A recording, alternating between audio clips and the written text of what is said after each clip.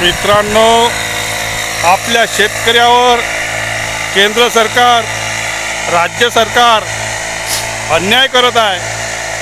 त्या अन्यायाला वाचा फोडण्यासाठी आपण कधी एकत्र याल, कारण माझ्या भारतामध्ये टॅक्स हा खूप प्रॉब्लेम झालेला आहे आणि खतावरली पुन्हा आणखीन दवावरली सर्व याच्यावर टॅक्स लावला। अरे शेतकरी माल पिकवतो, पण त्याच्यामध्ये शेतकऱ्याला कोणताही फायदा होत नाही। कारण आज मला 50,000 खर्च फवारणीचा येऊन गेला। माझे चार फवारे झाले आणि 4 फवारे होत असताना आपल्या महाराष्ट्रामध्ये किंवा आपल्या भारतामध्ये जर शेतकऱ्याला नुकसान भरपाई देत नसेल, ह्या राज्यकर्त्यांना काय म्हणायचं मित्रांनो। कारण नागपूर जिल्ह्याचे पालकमंत्री यांनी सुद्धा अजून शेतकऱ्याचे पैसे टाकले नाही आणि पुन्हा हे झालं नाही। म्हणून आज तुम्हाला सांगतो, आपल्या महाराष्ट्रामध्ये टॅक्सचा आणि पूर्ण याचा मोठा गोल बंगाल आहे मित्रांनो। कारण आज आपण पाहत आहोत शेतकऱ्यावर किती अन्याय होत आहे।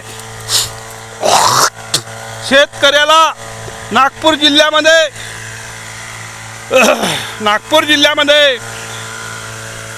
अजून नुकसान भरपाई भेटली नाही।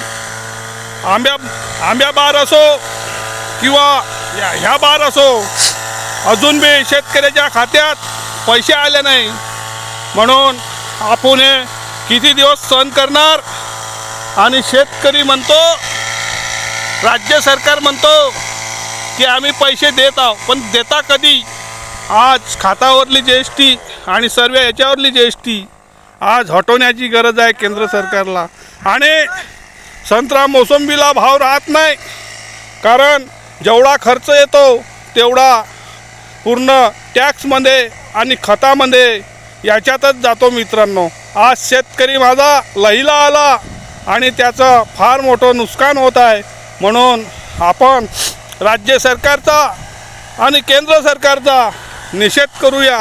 कारण आज आपल्याला बरेच दिवसापासून आपण पाहून राहिलो, आपल्याला जे सरकार येते ते सरकार फक्त दाणे टाकते आणि आम्हाला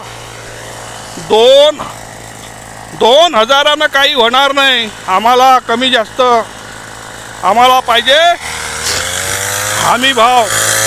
कारण राज्य सरकार, केंद्र सरकार हमी भाव देत असतात, पण या गोष्टीला काही अर्थ नाही मित्रांनो। म्हणून आपण पाहतच असाल, आता मला हर वेळेस 5 ग्राम लागतात आणि त्याच्यावर खतेसुद्धा मी हे करत असतो, पण उत्पन्न कमी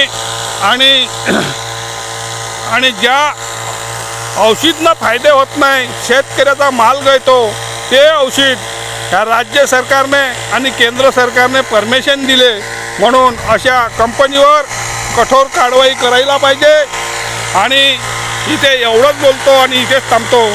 जय हिंद, जय भारत, जय महाराष्ट्र। धन्यवाद।